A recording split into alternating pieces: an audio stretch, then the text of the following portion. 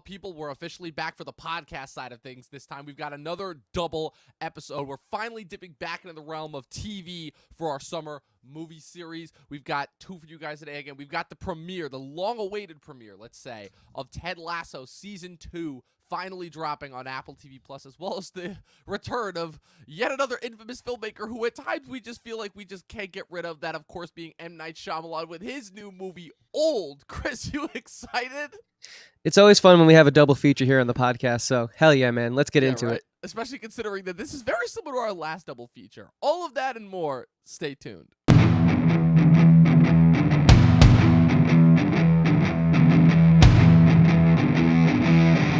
right, Chris, I think this is like a first time for me as far as just our podcast goes, because we're talking about a show that I'll admit I was not the biggest fan of when it came out in the way that like everyone else was. I didn't see the hype for it. I just didn't think that I could get into it. I just wasn't sure if it was my cup of tea. I wasn't sure really just what the show was trying to accomplish overall. I was really confused by it. I'm like, okay, is it going for the typical mean-spirited comedy, but then it's like being really nice at one point? Like I was kind of a little bit confused. And I think that now that we have a new episode of Ted Lasso, I think the other thing too, obviously, to keep in mind is that it was really the only new original kind of non-IP oriented show that we got during the pandemic. So that was, of course, a big thing in and of itself. But we have this second season premiere of Ted Lasso Season 2, something that we haven't done for the podcast in quite a little bit as far as that goes. Just what were your general thoughts kind of going into Season 2? I know you were obviously a huge fan of the first season, but...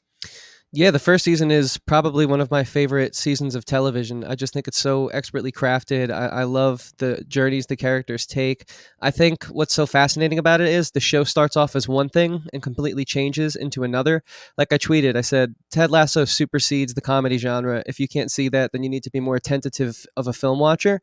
And I definitely stand by that, because there's just so many moments that forego comedy for the sake of actual bonds or actual meaningful character exchanges or growth. And it's just kind of like, I hope not alone in its standing in regards to those types of sentiments. I hope it's kind of going to usher in a new wave of shows that follow in its footsteps in regards to like balancing the comedy with the drama, with the, the seriousness of the situations, with the growth of the characters, because it kind of, it's marketed as a comedy, and of course marketing needs to happen so people can at least watch it.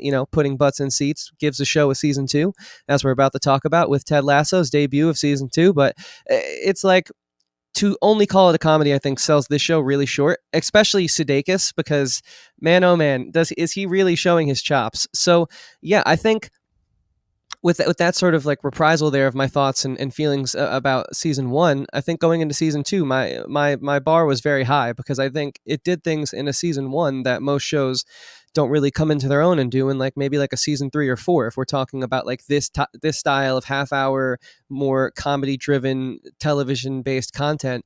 And so yeah, it had a high bar to achieve, and we've only seen one episode so far, but I would say we're off to a good start. I really enjoyed this episode. I liked picking up with all the characters where we had left off. I think that there's some interesting new development and some subtle nods to the way certain characters have changed. Example in the form of one Nate, who I'm assuming we're going to find out the power of being an assistant coach now is going to go to his head. And other things subtly, as like Roy, who's sort of like, mucking around trying to figure out what to do next, and sort of just really kind of lost, but not realizing he's lost, where last season he was like, started off as the leader, the star, one of the most legendary players in the league. And now he's kind of like the reverse of the hero's journey, right? Like he started off at like the height, and now he's in the abyss. And normally you start off at the bottom and you make your way to the top. So it's pretty interesting to see that like those are just some side characters, and we're already equally as invested as we are in like the journeys of like Ted Lasso, and of course, like the owner of the club, as she's now starting to date again and break away from like that like terrible husband of hers. So I think super promising out the gates. We can obviously talk more specific, but before I hand it over to you, the last thing I'll say is like, if we're doing like a quick spoiler-free thought, I really enjoyed it, and I think it sets a promising foundation for Season 2. But I think I also hope it improves. So where's your take on that?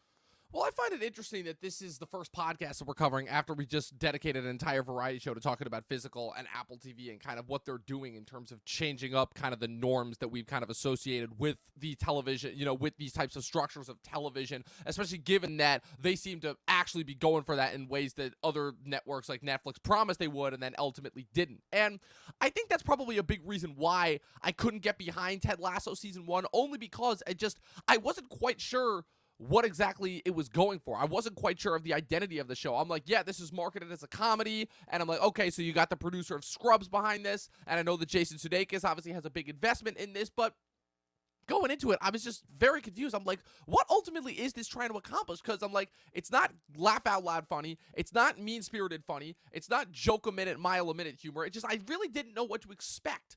And now that we've had an entire season that, again, ended in the complete opposite way that everyone thought, and now that we're back with season 2, I think I'm ultimately starting to figure out kind of the identity of the show, which I think is starting to finally allow me to appreciate it for what it is, which is that it is actually, like I said, kind of in a weird way, doing what I was talking about with Hacks and with Physical and what all these other quote-unquote comedies have been doing, even to an extent Cobra Kai, even though, again, Cobra Kai is not a comedy, as we talked about.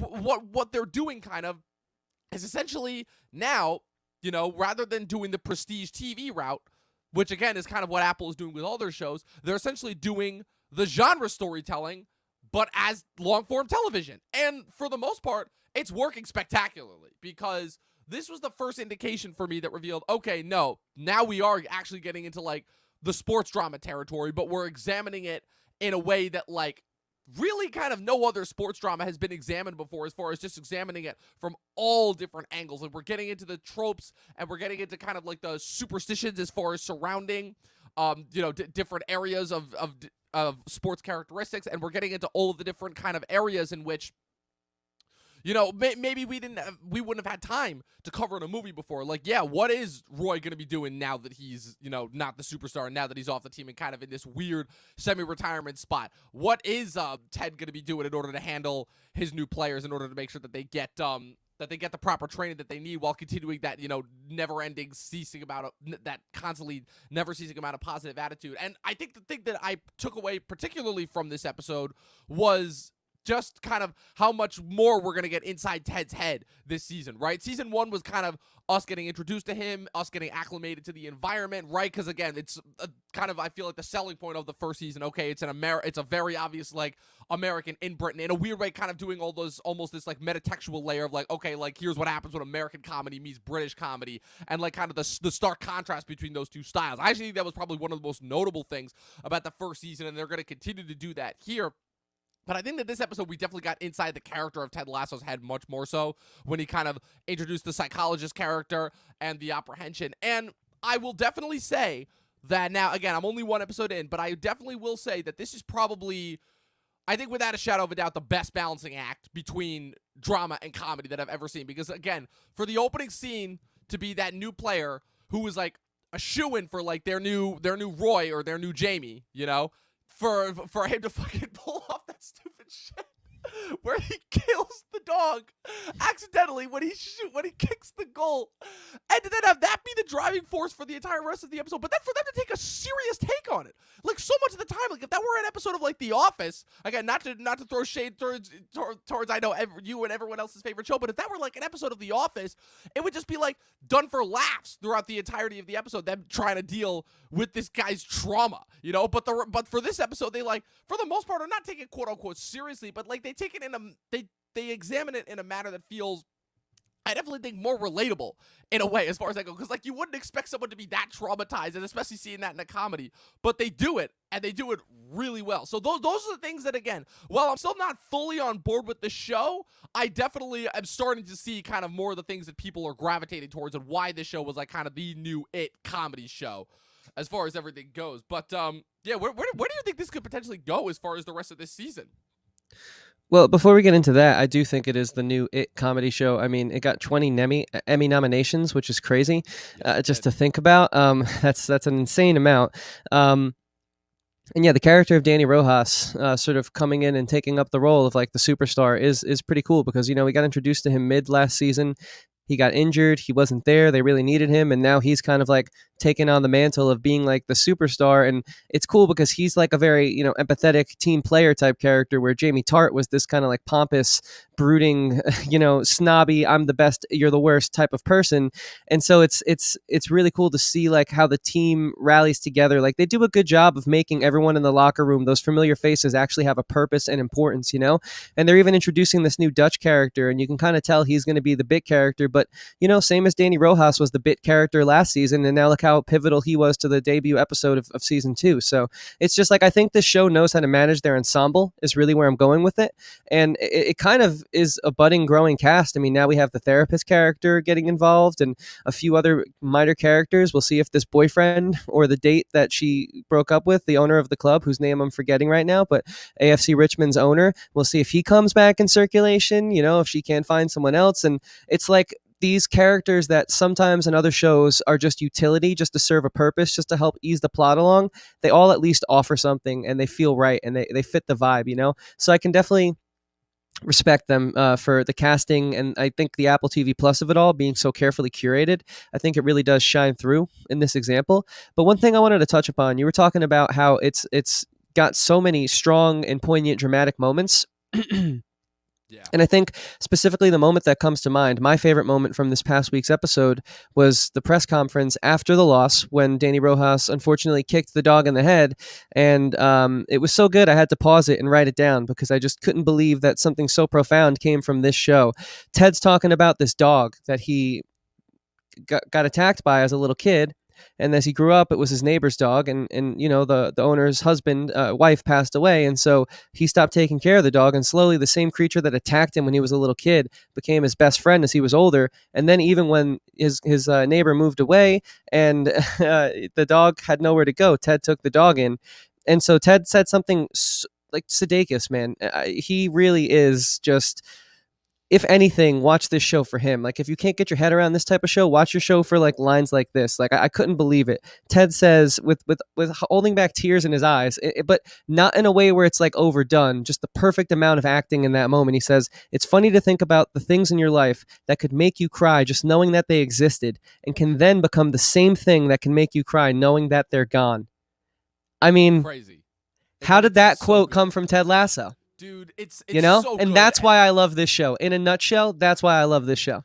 Yeah, man. It's funny because, like, I will say that probably my favorite part of the first season was Sudeikis' performance. It's just the fact that, like, even though on the surface it seems like such like a typical comedy performance, once you get down and like you really get to know the character, like, it's just the little subtle moments that make you realize, oh no, this is a performance. And like that moment, you're right. And for that to be like, that's like the second major scene of the episode, right? That doesn't happen like at the end. That's not the big grand overall climax. That's the first scene of the episode. And just like him giving off that incredibly profound and really engaging, like heartwarming, but also incredibly sad monologue. It just shows like, no, these people are really taking the time and really putting in the effort to like really get you to know these characters. And as far as Sudeikis' performance go, this is the best that he's ever been. Like, you could tell just how much of an emotional stake that he's got in this character. It becomes even more obvious when you realize how much of his personal life he was putting into this performance. It just makes the performance even better as far as that goes. And like I said, it elevates him above the typical shtick. Again, not to throw shade at all of our beloved American comedies, but like at all the typical American comedies that we get, because most of the time scenes like that would just be played for laughs and just be like, oh, now we got to handle damage control. But the magic of the show is able to taking a completely ridiculous, silly moment like the player accidentally killing the dog and turn it into an actual, like, taking Danny Rojas' accidental murder of the dog and turning it into like this really profound, really almost gut-wrenching emotional statement that kind of, in a weird way, makes you sad but happy at the same time. It's kind of amazing, and if anything, it makes me feel even shittier for how it was towards the first season, because all of this went completely over my head in that first season. But it's definitely something that I'm going to be taking a look like much more forward to now with this second season, because it's incredible stuff as far as that goes. And I definitely think it's something that any young writer per se needs to take away from, as far as if they want to, write as far as lessons as far as to how to write a really compelling lead character. Yeah, I couldn't agree more with all of that. And I don't really have much more to add, but the last thing I will say is this: you've been referencing a lot of like The Office and shows like that. I do believe though we wouldn't have Ted Lasso if we hadn't had the Communities, the How I Met Your Mothers, The Offices before it. You can see signs of heavy drama in certain episodes of Community, The Office, How I Met Your Mother.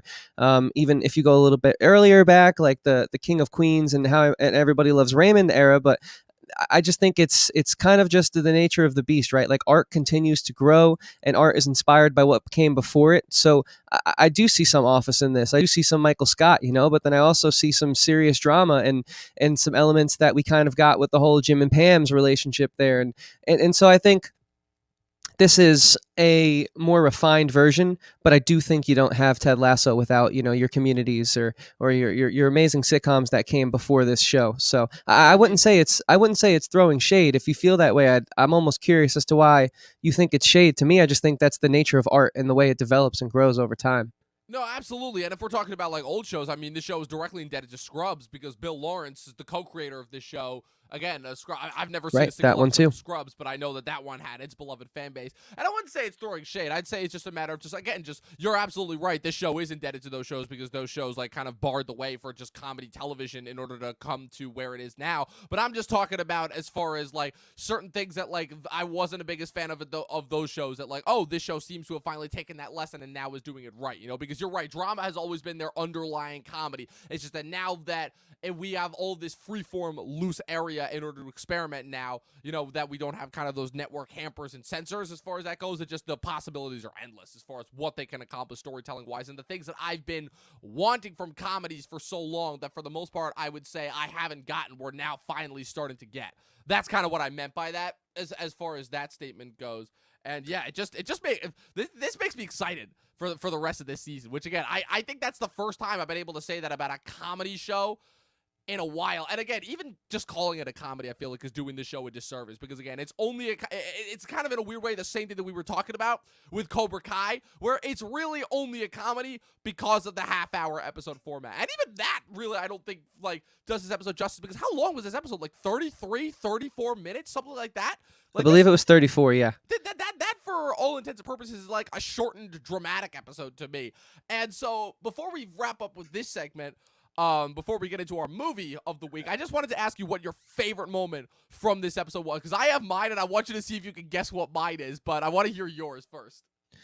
I think my favorite moment was that moment that Ted Lasso talks about to Trent Krim about the dog and his relationship with the beast and that quote that I read off. But I do have a runner-up moment that I thought was equally as like beautiful in the same sense, where Keely is outside of the restaurant and they walk over to AFC Richmond's owner. I keep forgetting her name, the tall blonde woman, and she says, "So, what did you think of him?" And Rebecca, yep, thank you. And she says, "What do you think?" to Rebecca. Rebecca says, "What do you think?" to Keely, and Keely's like, "Oh, he's great. He can match your income. He's super nice. He's charming." And then Roy just goes, Jesus Christ, like, no. If he doesn't make you feel like you've been struck by effing lightning, then he's not right for you because you're amazing and you should know that. And that's just, for as lost as Roy is, they didn't lose sight of the strength of his character. That's what that moment showed me. On top of it just being like a beautiful sentiment about like relationships and sort of the way that you shouldn't settle in life on anything. That just shows me how in control these writers are. Even with Roy being in this transition period, the strength that we saw him have in the past is still there. He just needs to find a new way to funnel it. And I thought it was very brilliant. But that's got to be my runner-up moment. But what about you? Oh man, that's tough because there were a lot of good moments from this episode. I love the moment. I love that moment. That was a great moment, honestly. You're right, Roy. If I had to pick one favorite character from last season, I mean, I love Coach Beer just as far as how he's always kind of like the voice of wisdom that's always kind of there, and that's pretty sure like they just have the co-creator of the show or one of the co-creators and executive producers, Brendan Hunt, and they just wrote this role for him. So I love that character, but I definitely think that Roy was probably my standout because that was another character that could have fallen such into type territory, but he manages to get like just such this rich ethos and pathos across as far as like kind of what he's dealing with, and he once again nails that in this first episode. But for me, it's a like almost unanimous tie between the Ted monologue at the beginning just because of Sudeikis' performance in that. I'm like, Jesus Christ, how the fuck do you top what you did in season 1? But he does that there in one scene. And then for me, it was the scene at the end where you see Roy hanging out with his yoga moms, and they're all watching that show. And he sees fucking Jamie on there, and he just starts, and he does the thing that he did in the restaurant where he's like, top me off, please, where he's fucking infuriated by the fact that they're still into Jamie. And I'm just like, oh my God. I'm like, this is where it brings it back to like that comedy moment, but it's that one insert moment where it's just like, oh man, this is fucking brilliant. It's like the build up to the joke, and the payoff is so good. It's like, he just can't get rid of this guy. He finally like got rid of him in the last season, and now he's back. He just can't escape from him. Yeah, I really enjoy it. Jamie says, I'm the island's top scorer sexually. Oh my God. So stupid. Fucking Jamie. So stupid. I'm very interested to see how they're going to use Jamie, especially since pretty much I feel like every single person in this cast, in the main cast lineup, got an Emmy nomination except for Jamie. Phil Dunster is literally the only one. Like, even the fucking Rebecca's what's it called, co-manager, the Jeremy Swift character, I can't remember his name, even he got a nomination, and Jamie was the only one. So I just found that to be like really a really funny tidbit. And it was just a moment, like I said, this isn't a show that I go to where I get like hard bust out loud laughs from, but like that was one moment where I'm like, okay, that's pretty great. Yeah, I agree. Yeah. Cool. Yeah, man. So that's our coverage of Ted Lasso, the season 2 premiere. What did you guys think? Let us know your thoughts in the comments below. Please give this video a like. It really does help the channel. And please subscribe, guys. Just so you guys know, there is only, and this is serious. This isn't a joke, Dom. So please take this seriously. 41% of your subscribers are not, 41% of your viewership is not subscribed to your channel. Guys, listen, you come here already enough. I mean, 41%, that's a decent amount. Please subscribe. Hit that button. All it takes is one click, and then, hey, if you're there, you might as well turn the bell on for notifications. But we're not even trying to get you to go that far. I mean, if you do that, that's awesome. Just hit the subscribe button, please, and then, of course, hit that bell for notifications, because 41%, we want to change that. We want to get that down to like 2%. So help us out. And with that being said, we hope we can help you out in regards to this next topic by avoiding a train wreck. But yeah, anyways, maybe I've already said too much. For real, dude. I mean, this is where we get into our next, by the way, fucking brilliant transition, by the way. And I was about to say, and hey, man, if anything, I'm just trying to pump you up. I'm absolutely taking this serious. I just want to pump you up because you're so much better at delivering that statistic than I am, because statistics and me, they don't go well together. But speaking of statistics, it is a relatively well-known statistic that if there is a new M. Night Shyamalan movie coming out, it's going to be a fucking train wreck. And I feel like this is no surprise. But the reason why I feel like this particular movie that we're about to talk about is so fascinating is because this is the first time in a while where, for lack of a better word, M. Night Shyamalan is back. Kind of, in a weird way, because, like, M. Night Shyamalan, right, it's one of the most strangest and most fascinating careers in Hollywood, but I think there's a reason why, even with the continually decreasing quality of his movies, we continue to keep track of it, because, right, he has his giant breakout in 99, which is, like, one of the, still to me, like, the greatest year for movies ever, with The Sixth Sense, obviously. He directed 2 movies before that, but those movies never got really any international, or really, I think, even theatrical distribution, so he breaks out with The Sixth Sense, which, by the way, the origin behind that movie, I'll leave it out of this podcast, and I'll wait until I do my Shyamalan ranked video on Wednesday. But the origin story behind The Sixth Sense is one of the funniest origin stories in all of Hollywood. It's fucking amazing. If you get a chance to go and watch, go and read some behind the scenes of how The Sixth Sense got picked up, please do, because I promise you guys, you will not be disappointed. It's amazing. But so he does that huge international success, right? Then he does Unbreakable, and Unbreakable, I still really like Unbreakable. I think that's like probably his only other like great movie that he's done since then. And the problem is the press surrounding Sixth Sense and Unbreakable definitely goes to his head a little bit, and he starts to think, okay, I can't do any wrong. And it doesn't help the fact that everyone in Hollywood is trying to throw him money, you know, because of how much money The Sixth Sense made. So he does Signs in the Village after Unbreakable, and those movies, well, not bad or also not great. They start to get a little bit into his like pretentious territory where he's starting to really hone in on these bad types of characters and this really, really terrible dialogue and the gimmicks of the twist. And the problem is, I think I started to nail kind of the overall problem with his movies, which is his over-reliance on dialogue and explanation over actual action. And that's a problem that can be found really in his first 2 movies, but I think the difference is that The Sixth Sense and Unbreakable were both when he was like actually, I don't know if he had like mentors per se, but he was definitely, I feel like, putting a little bit more thought into like kind of the mechanics and intricacies of the stories, because they were very much largely oriented around their twists. Those two movies felt oriented around their twist. The rest of his movies felt like they just had the twist because he was obligatorily required to put them in. So after The Village comes out, right? And I feel like The Village where people really started to turn because the whole thing is the trailers kind of screwed him over because they put the twist for The Village in the trailer. So the movie didn't even have the impact that it was supposed to. Then we get into his late 2000s, early 2010s train where it's just like Shyamalan. What the fuck are you doing? Where his 4 in a row from 06 to 13 are Lady in the Water, The Happening, the Avatar The Last Airbender live action movie, and After Earth. Four of not only the biggest box office bombs of that decade of film, but also quite possibly 4 of the worst movies just in general ever made. I did watch The Happening for the first time the other night. That movie is fucking hilarious, but in all of the wrong ways. First, number one problem, never cast Mark Wahlberg in an intelligent part because the two are like oil and water. They just don't mix. Like, Mark Wahlberg does not play a smart person conceivably well. And then you see this really weird thing happen where after Earth, he takes a step back and he does this low-budget horror movie, like straight-up horror movie for Blumhouse called The Visit, which from what I heard actually got like a decent amount of praise, right? And that was kind of like, okay, like we know he's kind of lost some of his public favor. He's got to like work his way back. And then he does Split.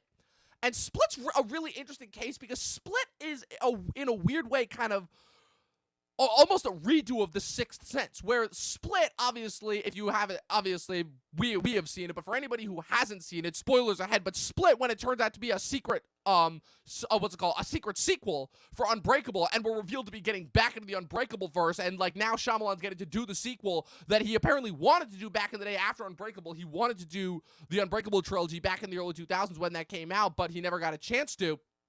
And now he gets to do it, and Split by all means is a success. It's his best movie, arguably, since Unbreakable. The twist, it's actually legitimately creepy and frightening. The characters, even though they have some of that Shyamalan dialogue, are still, for the most part, feel like real human beings. And the twist, not only does it actually, like, play in and actually kind of, like, make the story cool and relevant, but it does, again, what he did with The Sixth Sense, which is where it's a twist that nobody saw coming. And he actually, like, in the age of the internet, too, I might add, did a really good job of keeping that a secret. And then Glass comes out, and we're right back to it. It's like we're right back. It's like a vicious cycle. It's like we're right back. Okay, I'm back now. I'm gonna do whatever I want. And while I will say that Glass, for the most part, was a failure, I'll try to give it some credit in the sense of, okay, he was at least trying to do something as far as trying to, do some sort of commentary and critique on kind of our superhero obsession. It just failed miserably because once again he just couldn't get out of his own way and started to fall into his old tricks and habits. And now we're at Old, which is now, I don't even know what Shyamalan is trying to do with his career and with the types of movies that he's doing at this point. Shyamalan has always had this really weird obsession with nature and kind of, the effects that it has on man and man's relationship to nature as far as that goes. You see him, and also kind of with religion. You see, obviously, him tackle that big with Signs and The Happening.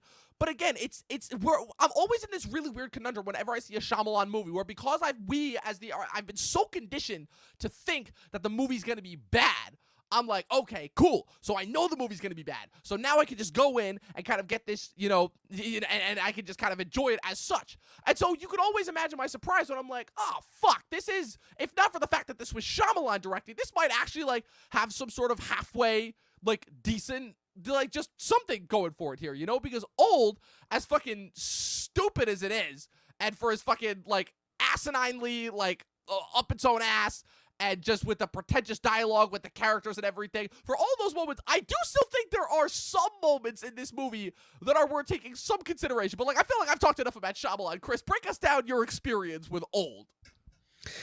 Yeah, I think this movie was pitiful. I'm just going to come out and say it. I think when your director cameo is the best acted section of the entire film, that's very upsetting. And trust me, there's a Lost alumni in this, and I wanted to love him, but I really just couldn't. It was I'm very glad hard. You caught that.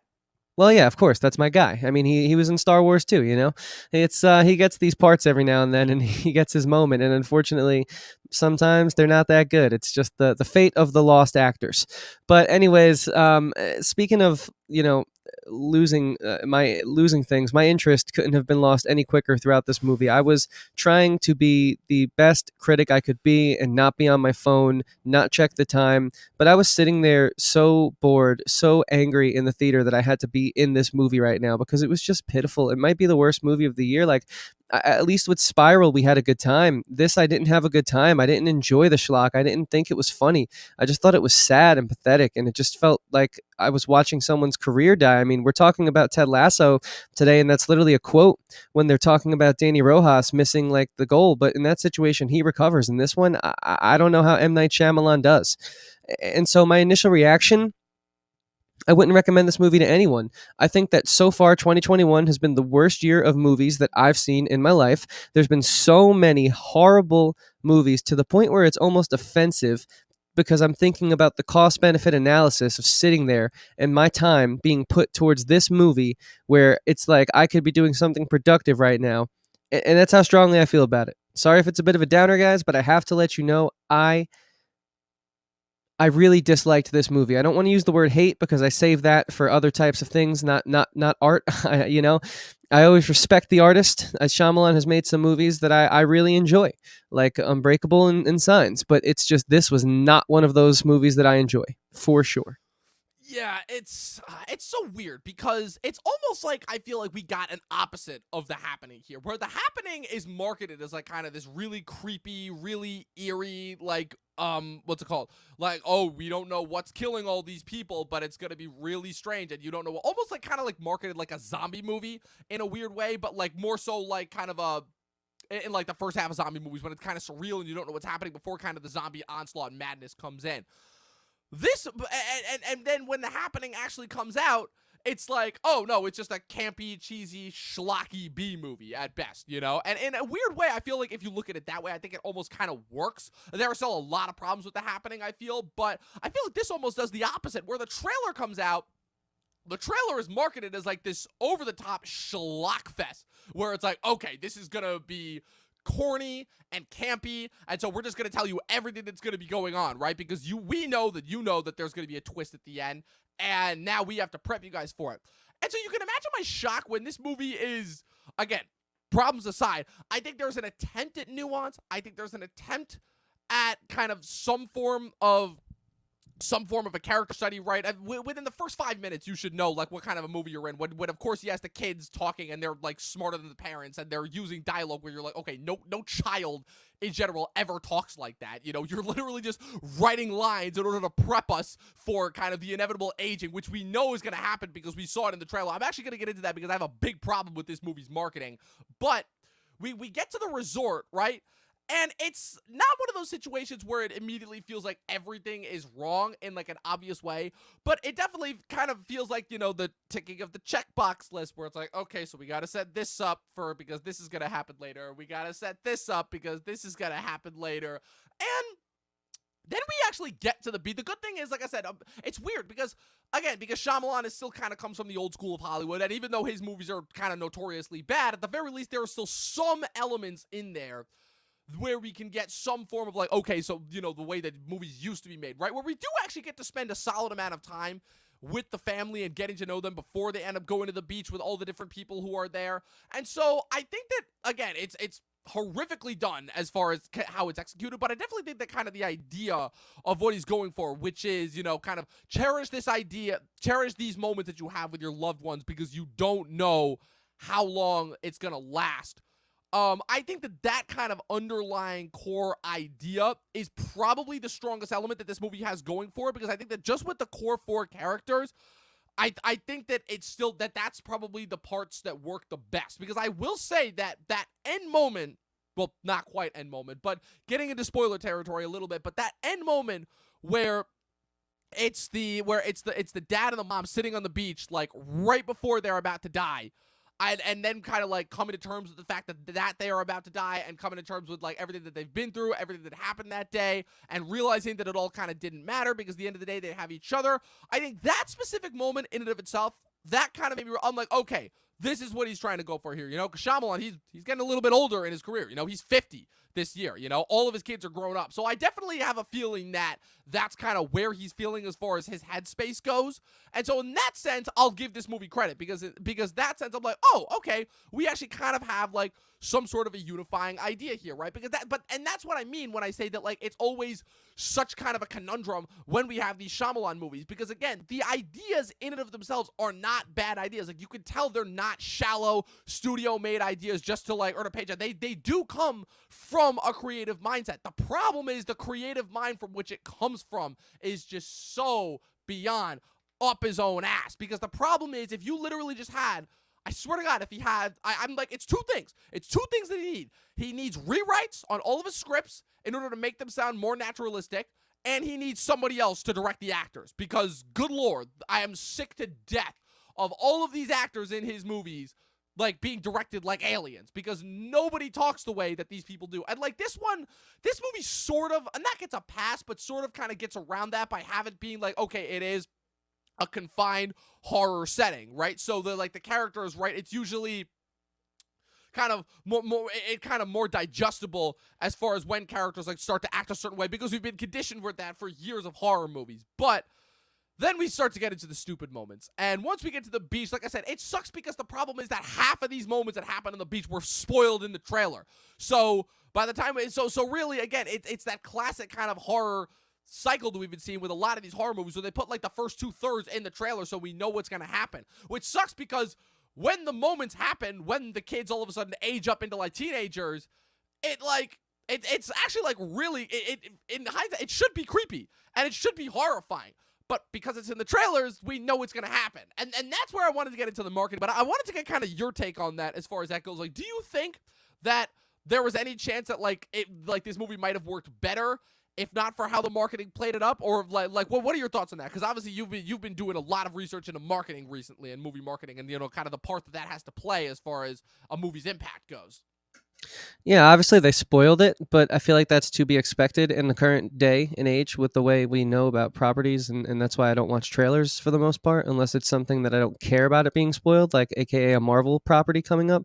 So yeah, it's like one of those things where you gotta expect to get some of the, you know, mystery taken away from you, but I think this was a bit egregious. I do agree with you in regards to like specifically targeting that as something to talk about.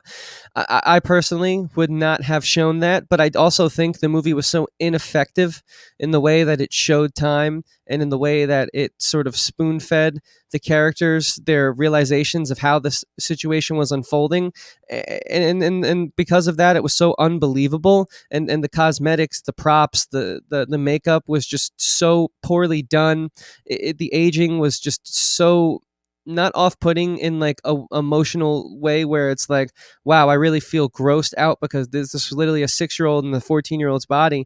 No, just because it was so cheap. It looked cheap. They didn't sell it. The script was weak. The writing was weak. Every motivation, every single sentence uttered in this movie felt like it had no purpose.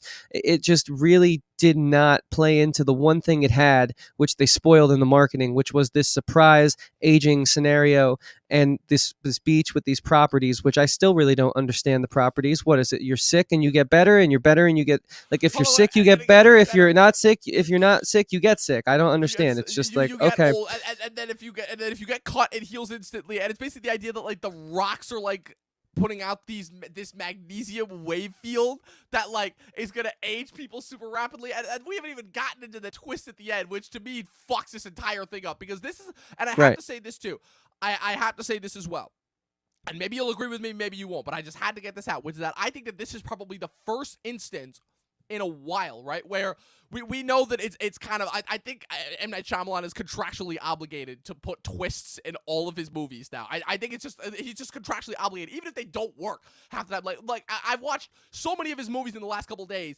and I think that that out of all of his twists, I think only 3 of them work. Sixth Sense, Unbreakable, and Split. Like that, the Happening, that's not even a twist. I would agree with that. The Happening is not even a twist. The village, again, it happens halfway through the movie, so that I wouldn't even really consider that a twist. Signs, the twist, quote unquote, it's kind of told to us and sprinkled in, and then when it happens, it's kind of just so whatever that you're like, because it's really not effective as part of a movie. Glass, I don't care what anyone says. That shit at the end is fucking hilarious. That's mostly because the twist is so goddamn ineffective because it's so unbelievable, and then once it, the ways in which all three of them die is just so unbelievably fucking, like, stupid and out of nowhere that, like, it's really funny.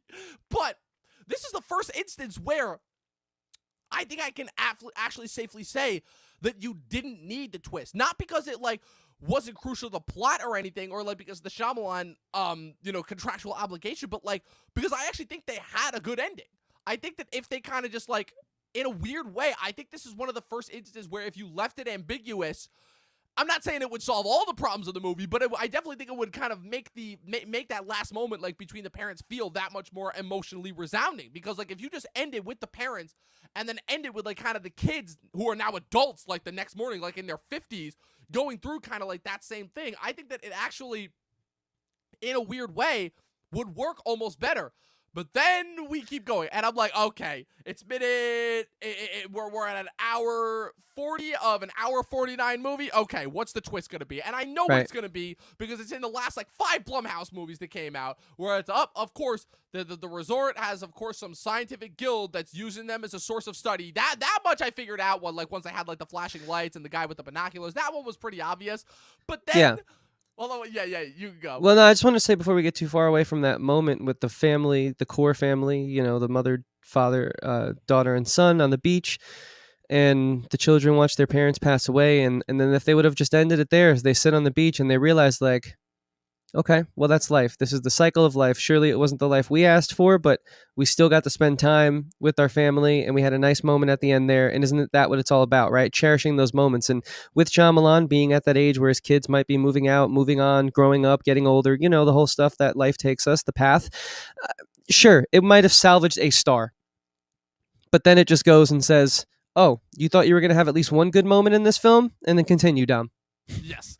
And then we get to the scientists. And again, I knew that this was going to happen because, again, this has been in, like, the last five Blumhouse movies. It was in Escape Room. It was in Belko Experiment. There were, like, 3 others that it was in that I'm not currently remembering. But where they always have the evil scientist that's overseeing everything in his little lab. And I'm like, okay, we know this. What is this going to be revealed to be? And the explanation is so fucking ludicrous. I'm like, I don't even know if I can laugh at this. That's how fucking stupid. Where they're basically using the beach area as a social experiment for residents that they bring to this island who are sick, basically, and they're gonna put them in this environment where they die, literally just so that they can experiment with certain medicine and see if it cures them within a day, as opposed to, like, having to wait years. And my brain is already having to do mental jumping jacks in order to jump over that and be like, wait, what? and then the crazy part is, I'm like, so wait, you've had all of these people just die here just for the purposes of medicine, and, like, no one finds out, and it springs open all of the different problems, because once again, it does that thing that happens every single time you have one of these, which is where it takes away from any sort of quote-unquote really interesting messages you would have had, and just makes it, okay, now we're back in Schlockville. We don't care about our character. This is all about just having the twist, having the gotcha moment. It's to the point where it's emphasizing the gotcha moment over the actual over any sort of, like, kind of, emotionally resounding story. And it doesn't work ultimately. Like, I'm sick to death of that. There was one point where I've talked about this before. The reason why all those twists in the late 90s worked is because it's one of those instances where you could go back and rewatch them and you would realize that the twist was, like, so perfectly and brilliantly built to, because there were subtle hints added throughout the story, right? And so the twist isn't really like a gotcha. It's one of those, like, oh, it was this kind of a movie, and that works. These twists now, it's just like, oh, so we're just trying to trick our audience. That's all we're trying to do. Like, to the point where it doesn't serve the story at all. Like, it's literally like, okay, well, what if I did this?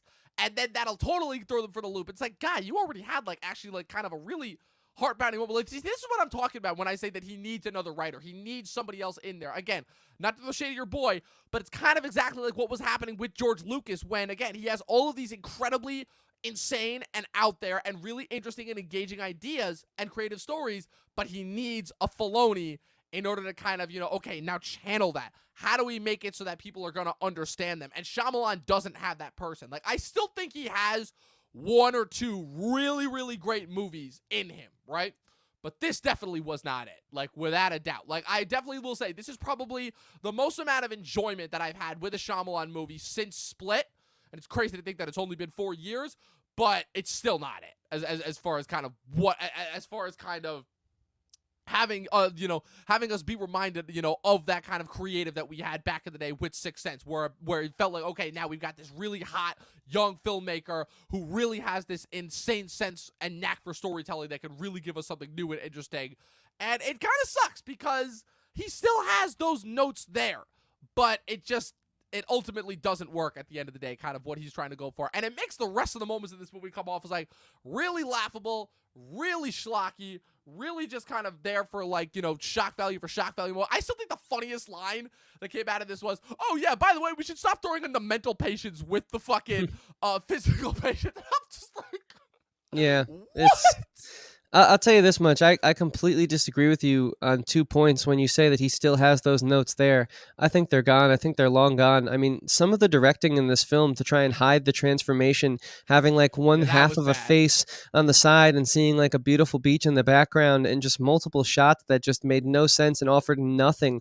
Like, the camera is a part of the storytelling process, is it not? And so it really felt like we had like some novice, cine come in and just really...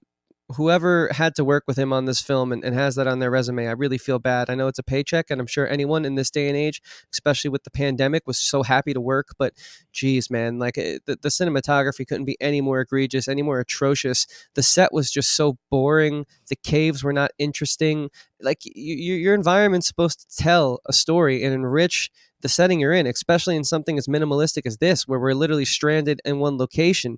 It really was just not a gripping film at all. And I think to compare George Lucas to Shyamalan is a very poor choice as a critic, because one clearly has talent and has brilliantly crafted a universe that has gone on to gross billions of dollars, and multiple spin-offs, multiple fan material, multiple avenues of storytelling that even he couldn't have predicted, where the other has like 3 good movies and that's it, and he was known for a twist. So how much of that was just like his it factor in the moment? You look back on Signs, it's cool, but it didn't really age that well. I just like it because I saw it as a little kid and it has that special place in my heart. I was pretty into aliens and I thought, oh my god, this is freaky. But you watch it as an adult and you're like, doesn't really hold up the same way. I kind of think Shyamalan is what everyone hopes to be in the entertainment industry, because it proves the point that all you need is one hit and you will work for the rest of your life. He is a one-hit wonder with Unbreakable, in my opinion, and he's had a few coming close moments since then. So maybe he's like that band that can like open up for like the bigger band with their 3 hits. They give him 45 minutes. They're all from the glory days, but they know they're never going to be the headliner, right? That's just how I see it. So, look, we can agree to disagree on this, but I think we both agree this movie was absolutely atrocious. Yeah. Not good, ultimately. Not good at the end of the day. Like I said, I still, for in terms of intensive purposes, liked it more than certain others. Like, I liked it more than Glass. I liked it more than Lady in the Water, which is one of the worst movies I've ever seen. I still can't even. That's a movie that, like, I couldn't even explain if I tried. Like, that's just fucking painful, that one.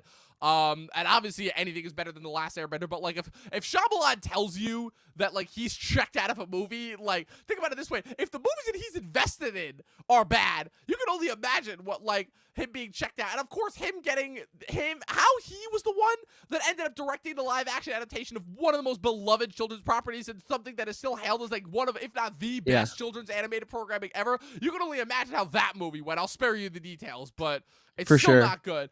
But yeah, spoiler alert, I've seen it. It's terrible. Oh, it's awful. It's weird because 2010 had the 2 worst movies that I've ever seen. The one of which I watched in college. That's The Last Airbender movie, and then Birdemic: Shock and Awe, which is wow. I can only imagine. Yeah. But star ratings on this beast of a movie. Yeah, I'll let you go first.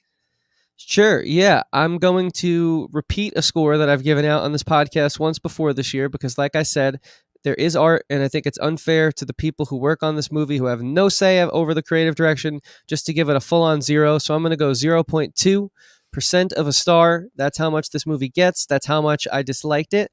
I'm just trying to decide now what's lowest on my list. Is it Saint Maud? Is it Zola? Or is it Old. It's not Spiral. Spiral's above those three. Damn, So. that's crazy. That's crazy, ultimately. Yeah.